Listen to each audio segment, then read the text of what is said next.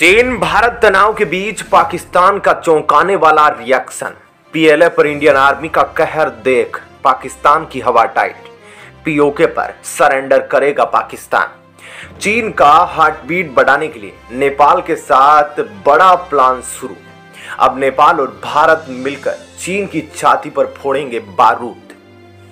दोस्तों, चीन और भारत की झड़प के बीच कई देशों को टेंशन में डाल दिया है। दुनिया भर के देश इस पर अपनी अपनी राय रख रहे हैं और अपनी ओर से स्टेटमेंट दे रहे हैं। जहां चीन के दुश्मन देश ड्रैगन की पिटाई से खुश नजर आ रहे हैं, तो चीन के हमदर्द परेशान हैं। इंडियन आर्मी के द्वारा पीएलए की कुटाई देख पाकिस्तान परेशान है। जिस तरह से भारतीय सेना ने उल्टे पांव दौड़ाकर पीएलए को पीटा है, उसको देख पाकिस्तान को यह समझ आ गया है कि भारत की सेना के हौसले डगमगाने वाले नहीं हैं। पाकिस्तान परेशान है क्योंकि इस कदर अगर भारत अपनी ताकत में इजाफा कर रहा है, इंडियन आर्मी इस तरह से बुलंद हौसलों के साथ पीएलए जैसी खतरनाक सेना को धूल चटा सकती है, तो एक दिन अगर इसी हौसले के साथ आगे बढ़ी तो पीओके उसके हाथ से निकल जाएगा, जिस पर पाकिस्तान को सरेंडर करने के अलावा कोई भी चारा नहीं होगा। क्योंकि भारत चीन को तो टक्कर दे ही रहा है, साथ ही भारत की ओर से इस बात की भी तीव्र इच्छा जताई जा रही है कि भारत अपनी जमीन के एक एक टुकड़े को वापस लेगा। और पीओके पर भारत की ओर से पाकिस्तान को कई बार अल्टीमेटम भी दिया गया है। ऐसे में चीन और भारत के इस तनाव के बीच पाकिस्तान की ओर से क्या रिएक्शन आया है? क्या पाकिस्तान का रिएक्शन भारत के पक्ष में है या पाकिस्तान का डर? हम विस्तार से जानेंगे। इसके साथ ही दोस्तों, चीन से तनाव के बीच भारत और नेपाल एक बार फिर से नजदीक आ रहे हैं और बड़ी प्लानिंग पर काम शुरू कर दिया है। क्योंकि चीन की विस्तारवादी सोच का दंश केवल भारत ही नहीं, बल्कि चीन के साथ सीमा लगाते हर देश को ड्रैगन से विवाद ऐसे ही झेलना पड़ता है, जिसमें नेपाल भी शामिल है। और ऐसे में अगर नेपाल चीन के प्रति समय पर सजग नहीं रहा तो बुरी स्थिति हो सकती है। ऐसे में दोनों खबरों के बारे में विस्तार से जानेंगे। आप अपनी राय इस पर जरूर रखिएगा। दोस्तों, अरुणाचल प्रदेश के तवांग में भारत और चीन के सैनिकों के बीच हुए झड़प ने पाकिस्तान में अलग ही हलचल मचा रखी है। क्योंकि चीनी फौज को भारतीय सैनिकों ने बिना हथियारों के ही धूल चटा दी। दरअसल दुनिया में पाकिस्तान का पक्का और इकलौता दोस्त चीन ही है। चीनी कर्ज से उसकी इकोनॉमी चल रही है। चीनी हथियारों के बल पर वो भारत से 5वीं जंग लड़ने के मुगालते में जी रहा है और चीन की उंगली पकड़कर कश्मीर हथियाने का ख्वाब देखता है। लेकिन जब ड्रैगन ही पिट गया, तब कश्मीर का राग छोड़ो और जीना है तो भारत से रिश्ते सुधारो जैसी बातें होने लगी है। दरअसल पाकिस्तान की मीडिया इस झड़प को भारत अमेरिका के बीच हुए युद्धाभ्यास का कारण बताती है और कहती है कि भारतीय सैनिकों ने न सिर्फ चीनी सैनिकों को रोका बल्कि भगा भी दिया। भारत ने तो अपने नुकसान बता भी दिए हैं, लेकिन चीन कभी बताता नहीं है। एलएसी पर हमला किया गया, उसका ख्याल था कि भारतीय सैनिक कहीं बैठकर पकोड़े खा रहे होंगे, लेकिन उन्होंने इसे नाकाम कर दिया। यही नहीं, चीन का हाल देखकर पाकिस्तानी आवाम भी अपने हुक्मरानों को कश्मीर भूलने की नसीहत देने लगी है। उनका कहना है कि यदि दो में से एक का चुनाव करना हो तो कश्मीर को भारत के साथ जाना चाहिए। भारत पावरफुल है तो वो कश्मीर को सपोर्ट कर सकता है। पाकिस्तान को खुद पर ध्यान देना चाहिए। दरअसल एक टीवी शो के दौरान पैनलिस्ट ने कहा कि चीन चाहता था कि वो भारतीय पोस्ट उखाड़ दे, लेकिन भारतीयों ने इसे नाकाम कर दिया। उन्होंने बहुत ही जबरदस्त तरीके से चीनी फौज को रोका। पत्थरबाजी भी हुई, जिसमें भारतीय और चीनी समेत कई लोग जख्मी भी हुए और फिर भारतीय फौज ने चीन को भगा दिया। पैनलिस्ट ने आगे कहा कि डॉक्टर जयशंकर बहुत ही अग्रेसिव विदेश नीति लेकर चल रहे हैं। वो अमेरिका जा रहे हैं और वहां भी चीन का जिक्र करेंगे। भारत का कोई हिस्सा था जिस पर कब्जा करने के लिए चीनी सैनिक आ रहे थे। उनका ख्याल था कि वो आसानी से काबू पा लेंगे, लेकिन उनको भारतीय फौज ने पछाड़ दिया।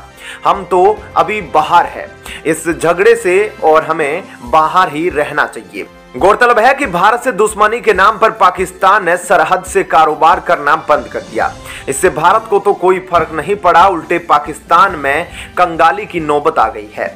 वजह यह है कि पाकिस्तान को गेहूं, टमाटर, शक्कर जैसी रोजमर्रा की चीजें भारत से सस्ते दाम पर मिल जाती थी। अब इन चीजों के दाम आसमान छू रहे हैं। इस पर पाक मीडिया का कहना है कि चीन और भारत का इतिहास देखें तो दोनों मुल्कों के बीच झगड़े होते रहे हैं, लेकिन कारोबार कभी नहीं रुकता। भारत बहुत बड़ा बाजार है, ऐसे में चीन कभी नहीं सोचेगा कि वो इतना बड़ा बाजार खो दे। पाक मीडिया का कहना है कि सऊदी अरब और टर्की ने भी इस साल भारत के साथ काफी ट्रेड किया, लेकिन पाकिस्तान के साथ नहीं। भारत के साथ सब कारोबार करना चाहते हैं क्योंकि उनकी इकोनॉमी मजबूत है। पाकिस्तान भी कारोबार करना चाहता है, लेकिन हम बहुत पीछे रह जाते हैं। हमारी सरकार का नैरेटिव शुरू से ही मांगने वाला रहा। यह हर जगह अपने भाषणों में खुद को भिखारी साबित करते हैं। भले ही हमें मदद चाहिए, लेकिन इस तरह खुद को भिखारी कहने से आपका कद छोटा हो जाता है। बता दें कि अरुणाचल प्रदेश के तवांग सेक्टर में 9 और 11 दिसंबर को हुई चीन के सैनिकों से हिंसक झड़प के बाद पूरे देश में आक्रोश है। भारत से चीन को यह संदेश दिया जा रहा है कि यह 1962 वाला भारत नहीं, 2022 का भारत है। यहाँ ईंट का जवाब पत्थर से नहीं, बल्कि भारतीय सैनिक अब ईंट का जवाब लोहे से देते हैं, बिल्कुल करारा जवाब। चीन को यह बात समझ भी आ गई होगी। भारत के महज कुछ सैनिकों ने चीन के 300 से अधिक सैनिकों को बॉर्डर से खदेड़ दिया। ऐसे में दोस्तों, पाकिस्तान के इस रिएक्शन पर आप क्या कहना चाहते हैं? क्या पाकिस्तान के इस रिएक्शन में आपको भी कश्मीर पर डर नजर आ रहा है? कमेंट सेक्शन में इस पर अपनी राय जरूर बताइएगा। चलिए, यह तो थी पहली खबर, अब दूसरी खबर भी जान लेते हैं। दोस्तों, वास्तविक नियंत्रण रेखा LAC पर चीन के साथ जारी तनाव के बीच भारत पड़ोसी मुल्क नेपाल के साथ सैन्य प्रशिक्षण करने वाला है। भारत और नेपाल दोनों देशों की सेनाओं के बीच दोस्ताना संबंध को और मजबूत बनाने के लिए शुक्रवार को 16वां संयुक्त सैन्य प्रशिक्षण अभ्यास सूर्य किरण शुरू होगा। सैन्य अभ्यास में हिस्सा लेने के लिए भारतीय सेना का दल बुधवार को नेपाल पहुंचा। यह अभ्यास भारत नेपाल सीमा के पास रूपंदेही के शाल झंडी में होगा। काठमांडू स्थित भारतीय दूतावास ने बुधवार को इस पर ट्वीट किया था। भारतीय सेना का दल 16वां भारत नेपाल सैन्य अभ्यास सूर्य किरण में हिस्सा लेने के लिए नेपाल के शाल झंडी पहुंच चुका है। यह अभ्यास पेशेवर अनुभवों को आपस में साझा करने और दोनों देशों की सेनाओं के बीच दोस्ती को मजबूत बनाने के लिहाज से एक प्रतिमान है। इसके पहले इस अभ्यास के 15वें संस्करण का आयोजन पिथौरागढ़ में किया गया था, जिसमें दोनों देशों के 650 सैनिकों ने हिस्सा लिया था। भारतीय सेनाध्यक्ष मनोज पांडे ने गत सितंबर में नेपाल की यात्रा की थी। इस यात्रा के दौरान जनरल पांडे को राष्ट्रपति विद्या देवी भंडारी ने नेपाली सेना के जनरल की मानद उपाधि प्रदान करके सम्मानित किया था। नेपाल और भारत के बीच 1850 किलोमीटर लंबी सीमा है, जो सिक्किम, पश्चिमी बंगाल, बिहार, उत्तर प्रदेश और उत्तराखंड से होकर गुजरती है। नेपाल के साथ सैन्य अभ्यास से पहले भारत ने दोस्तों कजाकिस्तान के साथ भी गुरुवार को अभ्यास शुरू कर दिया।